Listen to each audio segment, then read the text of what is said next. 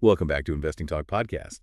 When we were putting together this look at Maxeon Solar Technologies, I had to admit, even I was surprised by what we found. It's one of those stories that just grab you. You see cutting-edge solar tech on one hand, and then the series financial struggles on the other. Yeah, it is a fascinating paradox, isn't it? A company pushing the boundaries with solar, yet they're facing this uphill battle just to stay afloat. Right, like you see them showcasing these new panels at Intersolar Europe 2024, the Maxeon 7 and Performance 7 and the Maxeon 7 boast over 24% efficiency and a 40-year warranty. That's not just confidence, it's practically shouting from the rooftops. We believe in our product. And it's not just hype. The technology behind these panels is genuinely impressive. They're using something called TPOCon cells, which are known for their high efficiency and performance, particularly in low-light conditions. That gives Maxeon an edge, especially in markets with less than ideal sunlight. Okay, see, now that's what I'm talking about. So they're not just throwing out big numbers. There's real innovation behind it, but then you look at their financials, and it's like a completely different story. Exactly. Their stock performance has been, well, let's just say it hasn't been pretty. It's down almost 99% over the past year. And they recently had to do a reverse stock split to avoid being delisted from the Nasdaq. Those are usually red flags for investors. Hold on, a reverse stock split. Could you explain that to our listener, in case they're not familiar with all the Wall Street jargon? Of course, imagine you have a cake cut into 10 slices.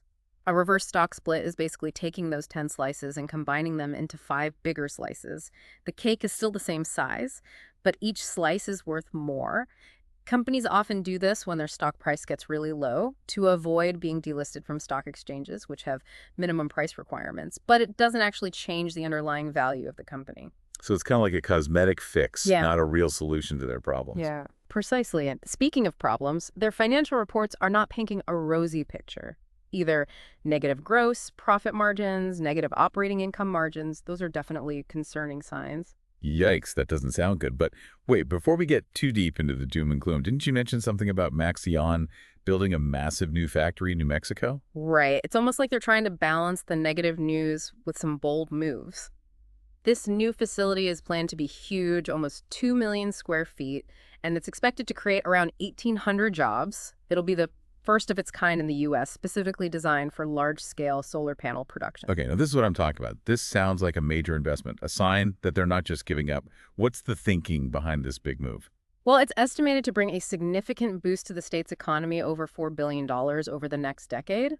But it's also a strategic move by establishing a major manufacturing presence in the U.S. Maxeon is signaling a commitment to the American market and potentially tapping into government incentives aimed at boosting domestic manufacturing. But are those incentives enough to offset their current financial woes? I mean, we're talking about a company with some pretty serious debt and declining revenues. That's the million-dollar question, isn't it? Yeah. It's a risky bet, but it could also be a brilliant move if they can pull it off. And it's not the only gamble they're taking. Maxeon has decided to go all in on the U.S. market, transferring their international sales operations to TCL Group, their majority shareholder. Wow, so they're really putting all their eggs in one basket. What's driving this U.S.-centric strategy? I mean, isn't the solar market booming globally? It is, but there are a few things at play here. First, the U.S. solar market is growing rapidly, and there's a lot of government support for renewable energy, but there's also a more complex geopolitical element involved. Oh, this is where it gets interesting. Tell me more. Maxeon's ties to Chinese investments have actually created some headwinds. Remember that article you shared from the Financial Times? It highlighted how some customers and investors are hesitant to work with Maxeon due to concerns about Chinese influence and potential security risks. Ah, yes. And it mentioned something about funding difficulties as well, right? Like Wow. certain U.S. funding sources being less accessible to companies with strong ties to China. Exactly. So by focusing solely on the U.S. and building a domestic supply chain, Maxeon is trying to distance itself from those geopolitical concerns and position itself as a purely American player in the solar market. It's a bold move, but it remains to be seen whether it will be enough to overcome their financial challenges. Wow. Okay, so we've got Maxeon, a company pushing the boundaries of solar tech, making a huge bet on the U.S. market and simultaneously battling some pretty serious financial headwinds. This is definitely a company to watch. We'll be right back after a quick word from our sponsors with more on Maxeon Solar Technologies. When we talk about Maxeon's challenges, those sell ratings from Goldman Sachs and Morgan Stanley really jump out. You were particularly interested in Roth Capital's analysis, right? Yeah, their report was fascinating. They actually went against the grain and gave Maxeon a buy rating, even with the stock trading so low. I'm curious to hear your take on that. It's definitely an outlier perspective, but they make some interesting points. Roth Capital is focusing on Maxeon's long-term potential, particularly their technological advantage with those T2P cells. They believe Maxeon could capture a significant share of the premium solar panel market, especially in the U.S., where efficiency and performance are highly valued. But how does that square with the bleak financial picture everyone else is painting? I mean, Roth Capital acknowledges the risks, but they seem pretty optimistic compared to other analysts. Well, they're betting that Maxeon's U.S.-focused strategy will pay off.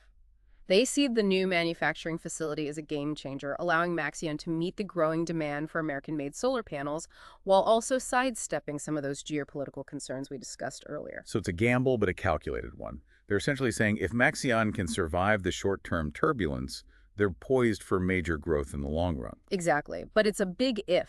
Even Roth Capital admits that Maxeon needs to secure additional funding and ramp up production quickly to capitalize on this opportunity. They also highlight the regulatory landscape as a key factor to watch. Right, we can't forget about that the U.S. solar market is heavily reliant on government incentives and policies, which can change with the political winds. Absolutely, and those policy shifts can have a huge impact on companies like Maxeon. Remember when the Trump administration imposed tariffs on imported solar panels? That sent shockwaves through the industry and hurt a lot of companies, including Maxeon. Okay, so we've got the analysts weighing in, some saying sell, some saying buy, all with valid points. But ultimately, it's up to the individual investor to decide how much risk they're willing to take. Precisely. And that's where a deep understanding of not just the company, but the broader industry trends and the political landscape becomes so important. And that's why we do what we do here on Investing Talk Podcast, right? We try to equip our listeners with the knowledge and insights they need to make informed decisions, especially when it comes to companies like Maxeon, where the stakes are so high. Right on. So to bring this back to our listener, what are some key things they should be considering as they weigh their options with Maxeon? Well, first and foremost, they need to understand that this is a high-risk, high-reward scenario. Maxeon is a company with incredible potential, but they're also facing some very real challenges. Agreed. It's crucial to have a realistic assessment of their financial situation, their ability to secure funding, and the competitive landscape they're operating in. And let's not forget about the geopolitical factors and the potential impact of future policy changes. Those are wild cards that could swing things in either direction. You're right. It's a lot to consider. What are your thoughts on the decision to focus solely on the U.S. market? Is that a smart move, or are they putting all their eggs in one basket? Honestly, I'm on the fence about that. On one hand, it makes sense. The U.S. solar market is booming, and there's a strong push for domestic manufacturing. But on the other hand, it does make them vulnerable to any shifts in U.S. policy or economic downturns that could disproportionately impact the renewable energy sector. It's a calculated risk for sure. And speaking of risks, we haven't even talked about the challenges Maxeon has faced with U.S. Customs and Border Protection. They've had shipments of solar panels detained, which has further impacted their financial performance and created uncertainty around their supply chain. Oh, yeah. I remember reading about that in one of the articles our listeners sent. It seems like they're getting hit from all sides. I'm curious, how do you see these regulatory hurdles playing out in the long run? Well, it's hard to say for certain. The regulatory environment is always evolving, and there are a lot of competing interests at play. But one thing is clear, Maxeon needs to navigate these complexities effectively if they want to succeed in the U.S. market. So what does this all mean for our listener? Is Maxeon a stock to buy, sell, or hold? Well, that's the ultimate question, isn't it? And unfortunately, there's no easy answer. It really depends on their individual investment goals, their risk tolerance, and their overall assessment of Maxeon's prospects. But hopefully our conversation today has given them some food for thought and helped them to approach this investment decision with a more informed perspective. Absolutely. And remember, we're just scratching the surface here. There's always more research to be done, more perspectives to consider. We encourage you to dig deeper, explore those sources you provided, and come to your own conclusions. So we've covered a lot of ground with Maxeon. They're innovating, they're struggling, they're betting big on the U.S. It's almost like a microcosm of the entire renewable energy sector right now, wouldn't you say? I think that's a great observation. Maxeon's a fascinating case study in both the opportunities and the challenges facing companies in this space. They're on the cutting edge of technology, but they're also navigating a complex web of financial, geopolitical, and regulatory hurdles. Right. And that Brings us back to you, our listener. We've laid out the facts, the analysis, the different perspectives. Now, what does all of this mean for you as an investor? Well, the first thing to remember is that there's no crystal ball. Investing always involves risk, and Maxeon is certainly no exception. Agreed. But that doesn't mean you should just throw your hands up and walk away. Right. Remember, knowledge is power. And the more informed you are, the better equipped you'll be to make a decision that aligns with your investment goals and risk tolerance. Exactly. Now, you mentioned in your initial request that you were particularly interested in the long-term potential of Maxeon to 2. What are your thoughts on that now, having heard our discussion? Well, I have to say, I'm still intrigued. Their technology is impressive, and their U.S.-focused strategy could pay off big time if they can execute it effectively. But I'm also more aware of the risks involved, especially those regulatory hurdles and the potential for policy shifts. That's a healthy perspective to have. It's all about weighing the potential rewards against the very real risks. And to do that effectively, you need to keep asking questions, digging deeper into the information available, and forming your own conclusions. Absolutely. Don't just take our word for it. Go back to those sources you provided, read the analyst reports, examine the financial data, and think critically about the information you're gathering. Here's a thought-provoking question for you to ponder. Given Maxeon's current situation, what would a successful turnaround strategy look like? What key milestones would you be looking for to gain confidence in their ability to overcome these challenges? Oh, that's a good one. I think I'd be looking for signs of progress on a few key fronts. First, securing additional funding to stabilize their finances. Second, ramping up production at that new U.S. facility to meet demand and demonstrate their commitment to the American market. And third, navigating those regulatory hurdles effectively and building strong relationships with key policymakers. Excellent points. And remember, investing is a marathon, not a sprint. Don't get caught up in the daily stock price fluctuations.